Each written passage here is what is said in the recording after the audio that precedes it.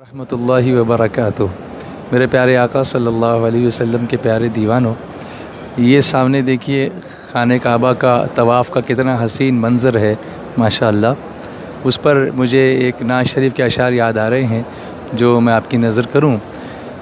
حیرت سے خود کو کبھی دیکھتا ہوں، حیرت سے خود کو کبھی دیکھتا ہوں، اور دیکھتا ہوں کبھی میں حرم کو لایا کہاں مجھ کو میرا مقدر، لایا کہاں مجھ کو میرا مقدر۔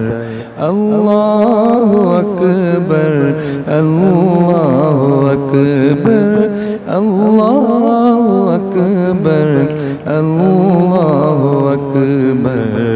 کعبے کی رونق کعبے کا منظر، کعبے کی رونق کعبے کا منظر۔ اللہ اکبر اللہ اکبر اللہ اکبر اللہ اکبر۔ سامنے دیکھیے، میں جو آپ کو دکھانا چاہتا ہوں اس وقت، یہ سامنے رکن اسود ہے، بائیں طرف جو کونا جس پر ڈیزائن بنی ہوئی ہے یہ رکن اسود ہے۔ وہاں نیچے دیکھیے آپ، لوگ حجر اسود کو چومنے کے لیے کتنے بے قرار ہیں۔ حجر اسود جنت کی یاقوتوں میں سے ایک یاقوت ہے، اور یہ چومنے والوں کے لیے اللہ کی بارگاہ میں قیامت کے دن گواہی دے گا، مومن کے ایمان کی گواہی دے گا، اور جس کے دل میں نفاق ہوگا اس کے نفاق کی، کفر ہوگا اس کے کفر کی۔ اللہ کرے کہ اللہ تبارک و تعالی حجر اسود کی گواہی ہمارے ایمان کے لیے قبول فرمائے اور یہ ہماری بخشش کا ذریعہ بن جائے۔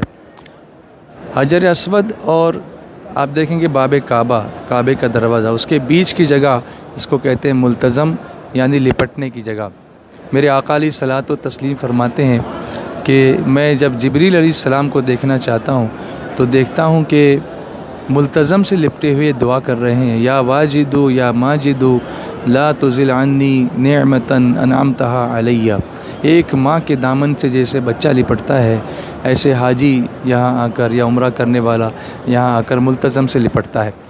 جب ہم طواف مکمل کرتے ہیں تو جس طواف کے بعد سعی کرنی ہو، وہاں پہلے مقام ابراہیم پر جا کر 2 رکعت نماز پڑھنی ہے اور پھر ملتزم سے جا کے لپٹنا ہے۔ لیکن جس کے بعد سعی نہیں ہے، سادہ طواف ہے، تو پہلے ملتزم سے لپٹنا ہے اور پھر آ کر کے مقام ابراہیم پر 2 رکعت واجب الطواف پڑھنی ہے۔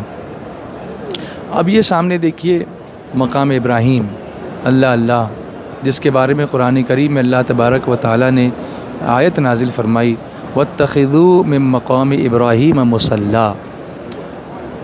مقام ابراہیم کو مصلی بناؤ۔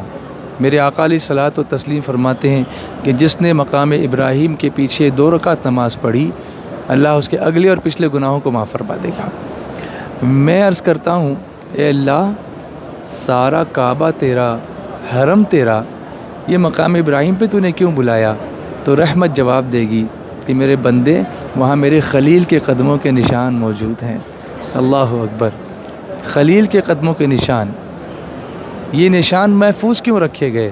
اس لیے کہ حضرت خلیل اللہ کے قدموں کے نشان ہیں۔ جب کعبے کی دیواریں تعمیر ہو رہی تھیں، قرآن نے اس کو بیان کیا۔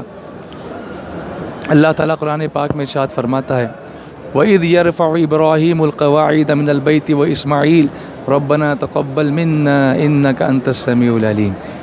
دونوں دیواریں اٹھاتے تھے، ابراہیم علیہ السلام اور اسماعیل علیہ السلام۔